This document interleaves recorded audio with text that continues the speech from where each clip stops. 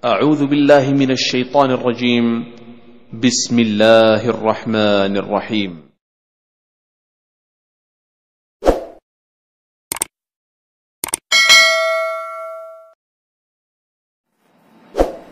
Bismillahirrahmanirrahim.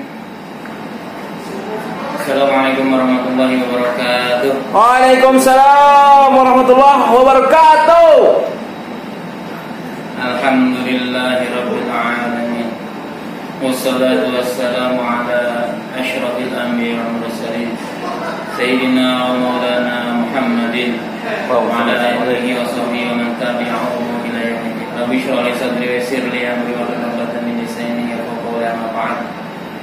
Yang saya hormati rekan-rekan sekalian, alhamdulillah kita masih berkumpul di musola ini dalam rangka salat asar berjamaah dan kultum ba'da asar, dengan harapan Allah berikan seluruh kebaikan, kebahagiaan dunia dan akhirat. Amin. Allah mempermudah kita dalam langkah menuju kebaikan. Amin. Ya, mempunyai keluarga yang sakinah mawaddah warahmah. Amin.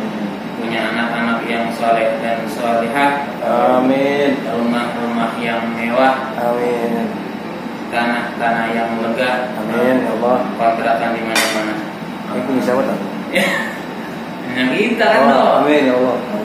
Iya. Dan kamu kayak Doa sebanyak-banyaknya ya. Amin. Angan sependek-pendeknya. Berangan-angan doang. Doanya kagak.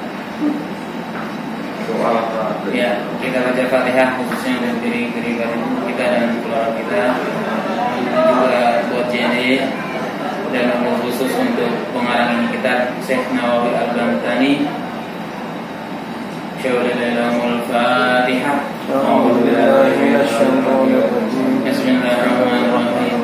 Alhamdulillahirabbil alamin. Arrahmanir rahim. Iyyaka na'budu wa iyyaka nasta'in. Shiratal ladzina Ad-dunya ibnatul iblis. Dunia itu nih, dunia yang kita pakai baju dunia, handphone dunia, kantor dunia, kerjaan dunia. Ad-dunya ibnatul iblis. Dunia itu anak perawannya iblis. Ya, jalan-jalan senang-senang mancing iblis. Kenapa dipancing ya kak? Ya, itu kata ahli tasawuf ya. Padahal mancing menyelamatkan ikan kak. Iya, dari itu ya. Tenggelam. Dunia ibnatul iblis. Dunia itu anak perawannya iblis. Ya. Maka dari itu dunia hanya ada di tangan kita aja nih. Ya, kita butuh dunia, butuh buat kehidupan. Ya, kemudian buat bekal di akhirat dunia. Ya. Jangan sampai ke hati.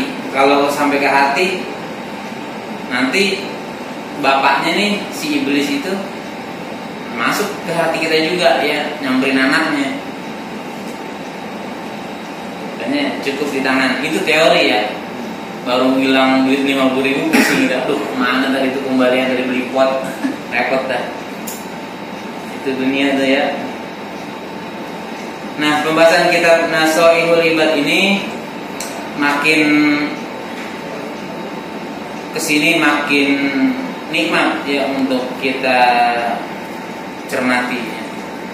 Ini sungguh cerdas Syekh Nawawi Al-Bantani ngumpulin hadis dan juga perkataan sahabat atau asar.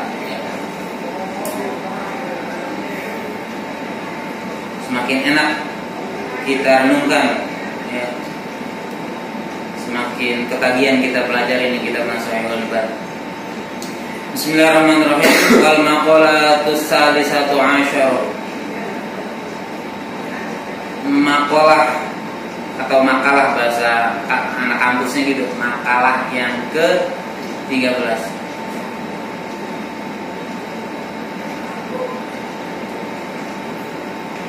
Makalah yang ke-13 An Abdillah bin Mas'ud ya. An Abdillah bin Mas'ud, dari Abdullah bin Mas'ud radhiyallahu anhu. Qala arba'atun minal khisali min zulumatil qalbi batnun syab'an min ghairi mubalatin wa sahbatu zalimin wa nisyanu dzunubil madiyati wa tul amali. Dari Abdullah bin Mas'ud, dari Ibnu Mas'ud, Abdullah bin Mas'ud, Ibnu Mas'ud radhiyallahu an berkata, ada empat perkara dari gelapnya hati. Kita punya hati, ada qalb, ada fuad, ya. Ada fuad itu apa namanya? Enggak lurus nih. Hati kecil ya, hati kecil. Ya. Hati kecil kita bisa gelap nih. Ya.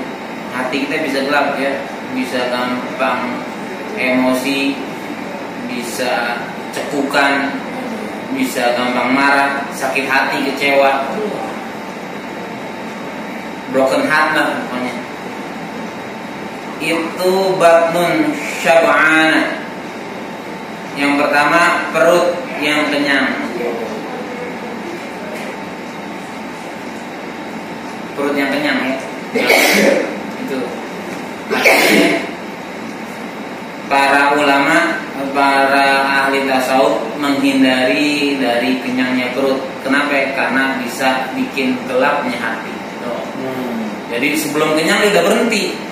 Pas udah berasa banget lapar baru makan. Kalau kita beda nih, belum kenyang.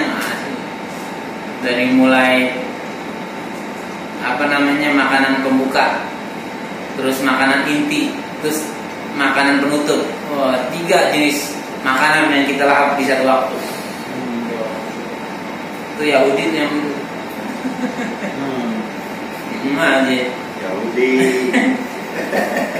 Manggung baik. Nggak peduli perutnya udah cukup, nggak peduli dia, pokoknya sampai kenyang ya. Melebihi dari 1/3 panjangnya usus. Susah dah nih, ya teorinya gampang, prakteknya susah nih. Ya mudah-mudahan ya suatu waktu ke depan ya Allah kasih panjang umur dengan kita mempraktekkan yang namanya menjaga daripada kekenyangan ya. Sekedar kenyang aja. Ini masih cukup nih, sini belum silonggar, ini silonggar. Ya. Udah tahap masih terus. Ya. Batnun syab'ana ya min ghairi mubalatin. Yang kedua wasahbatu zalimin. Yang kedua berteman dengan orang-orang yang zalim. Wasahbatu zalimin. Punya sahib orang-orang yang zalim ya. Itu orang-orang yang melampaui batas dari hal yang benar kepada hal yang batil. Nah, orang zalim tuh ya, udah tahu ini benar, dia nggak lakuin, dia ngakuin yang nggak benar aja udah. Ya. Orang-orang sholat dia nggak sholat, orang-orang ngaji dia nggak ngaji ya. Dia tahu di masuk. Iya benar. Ya.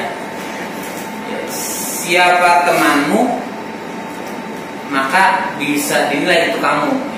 Kalau hubungan profesional kerja gimana? Nah, hubungan tetangga boleh silakan ya. Tetangga belum tentu kita bisa milih. Kecuali kita nih ya kayak murid-muridnya Guru Jai di Martapura, Kalimantan Selatan, Banjarmasin. Itu dia wali kutub. Dia punya murid, itu muridnya ngikut bertetangga ya, bikin rumah di sekitaran rumah Guru Jai. Oh kalau punya duit enak, udah bertetangga aja sama kiai gitu, atau sama pesantren. Gitu. Nah kalau kita nih yang nggak bisa ya, emang udah di situ dari tadinya, di tempat kita tinggal itu-itunya doang, satu-satunya. Ya udah bertetangga nggak apa-apa, cuman tidak bergaul dengan mereka. Ya bertetangga nggak apa-apa, hubungan baik dijaga. Gitu. Cuman ya nggak nongkrong lah sama mereka, sekedar bertetangga doang. hubungan kerja juga begitu ya, profesionalisme aja ya, profesional aja, jangan sampai ke bawah-bawah. Maksudnya ini kan jangan sampai kita punya teman orang zalim yang akhirnya kita juga terbawa zalim. Berteman dengan tukang las kena bau asapnya, berteman dengan tukang minyak wangi kena wanginya. Kayak begitu dah, kayak hadis Nabi. Kemudian yang ketiga, wanisyan dunubi. Ketiga,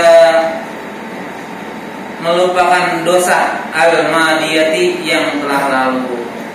Yang bikin kerasnya hati, pertama kenyangnya perut, kedua adalah berteman dengan orang zalim, yang ketiga melupakan dosa yang telah lalu. Ya, bagi diri kita sendiri itu jangan sampai kita melupakan dosa yang lalu, tapi juga jangan menceritakan kepada orang lain.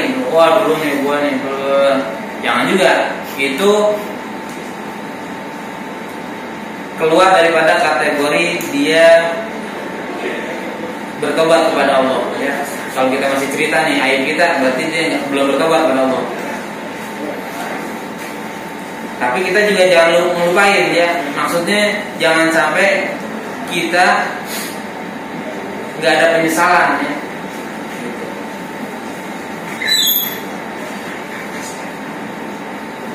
Jadi kita nyesel punya dosa-dosa yang telah lalu ya. Jangan lupa ya, oh dulu saya punya dosa begini, jangan sampai begini lagi, jangan sampai anak turunan kita begini. Gitu ya. Dosa yang lalu jangan kita lupain. Ya. Kalau pahala kita lupain nggak apa-apa ya, udah ada yang nyatet pahala ya. Habis nyumbang 10.000 kotak amal di masjid A, masjid B 20.000, jangan diceritain, ya udah ada yang nyatet. Ya. Nanti kalau dosa kita jangan dilupain nih, ya sebagai cambuk buat kita agar tidak melakukan dosa itu lagi, ataupun kita jangan sampai anak keturunan kita melakukan dosa tersebut. Terus yang keempat, waktu wilul amal. Yang keempat itu panjang angan-angan. Panjang angan-angan. Oh, pengen begini-begini. Oh, sekian tahun begini, nanti tahun depan begini-begini. Banyak angan-angan yang terlalu banyak cita-cita. Ya. Gak boleh berarti ya? Iya, nggak boleh banyak cita-cita. Oh. Kalau nanti anak sekolah di sini, sekedar kita punya angan-angan nggak apa-apa. Tapi kalau kebanyakan angan-angan, ntar udah pensiun nih, pengen punya rumah malah. Banyak angan-angan, sekedar punya nggak apa-apa, tapi jangan terlalu banyak angan-angan. Banyak angan-angan yang nggak boleh ya, sehingga melupakan kewajiban kita kepada Allah.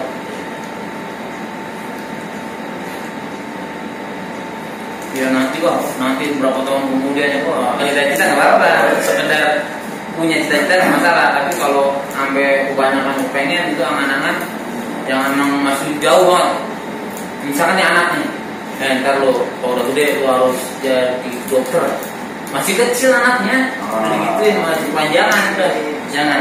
Itu bisa jadi mengikuti hawa nafsu. Lalu brojol jadi dokter. Kalau kita bilangnya dokter itu jadi anak yang soleh, nggak apa-apa ya. Nih panjang angan-angan itu yang masih lama, bakalan masih lama itu berapa tahun lagi udah cita-cita, dan itu terkait dengan kebutuhan dunia. Kita jangan pengen punya mobil Alfa, punya mobil apa segala macam. Angan-angan pengen punya rumah gedung di sana. Itu panjang angan-angan itu yang nggak boleh, yang terkait dengan hawa nafsu kehidupan dunia. kalau jadi anak soleh Nah, itu nggak apa ya. Kemudian wa arba'atun min nuril qalbi, dan ada pun 4 daripada cahayanya hati. Nah, tadi gelapnya hati itu panjang angan-angan, gelapnya hati. Yang selanjutnya cahayanya hati, ya terangnya hati maksudnya. Terangnya hati, batnun ja'iun, perut yang kenyang. Perut yang kenyang ya. Perut yang lapar. Tadi perut yang kenyang, sekarang perut yang lapar. Kenapa ya perut yang lapar? Li ajli taijidu wa tahabu, untuk tujuan gampang bangun dan bisa siaga. Kalau perut kenyang kan mata juga nggak lelah. Perut lapar, mata nggak lelah, terus gampang bangun. Perut kenyang, tidurnya kuat. Mata juga gampang ngantuk. Gitu ya. Perut yang lapar, batnun jainun, perut yang lapar. Yang pertama. Jadi belajar daripada sifatnya anjing ya. Anjing nggak bakal makan kalau dia belum lapar. Oh, anjing ya. Senantiasa mengosongkan perutnya tuh anjing gitu ya. Beda sama monyet ya. Monyet udah kenyang perutnya masih ditaruh di temboloknya. Kemudian Gak ada yang bagus ya. Anjing monyet. ada nilai positifnya ya kalau anjing. Ya, segala binatang pasti ada positifnya. Ininya putih. Ya, betul. Kemudian yang kedua, wasuhbatus sholihin, dan berteman dengan orang-orang yang sholih. Maksudnya orang-orang yang ikhlas ya. Orang-orang yang soleh, orang-orang yang ikhlas.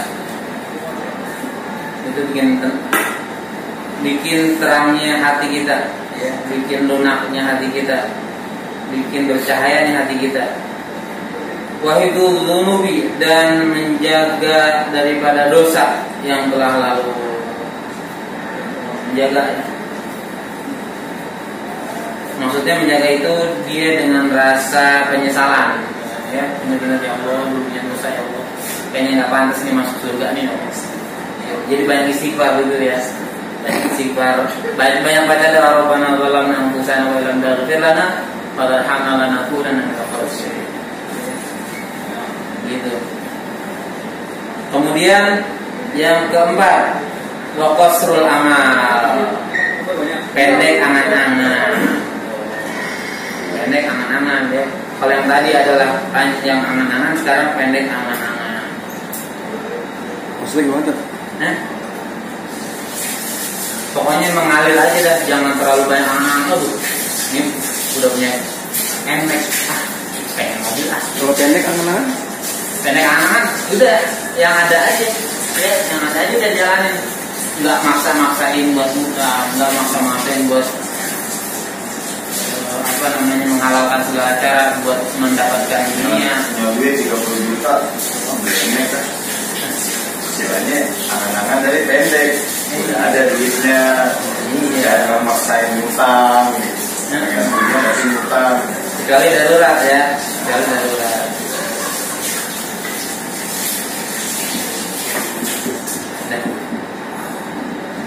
Bojo, jadi dokter ya. Cukup ya, jadi ada hal-hal yang bikin gelapnya hati, ada hal-hal yang bikin terangnya hati. Yang bikin gelapnya hati ada 4, yang bikin terangnya hati ada 4. Yang bikin gelapnya hati, yang pertama perut yang kenyang, kedua berteman dengan orang zalim, ketiga melupakan dosa yang telah lalu, keempat panjang angan-angan. Yang membuat terangnya hati, yang pertama perut yang senantiasa lapar, kedua adalah berteman dengan orang soleh, ketiga menjaga dosa yang telah lalu, maksudnya dia menyesal dengan dosa yang lalu, yang terakhir yang keempat pendek angan-angan. Sekian makalah ke-13 dari kitab Nasoihul Ibad. Mudah-mudahan bermanfaat. Kita tutup dengan doa Allah Subhanahu wa ta'ala.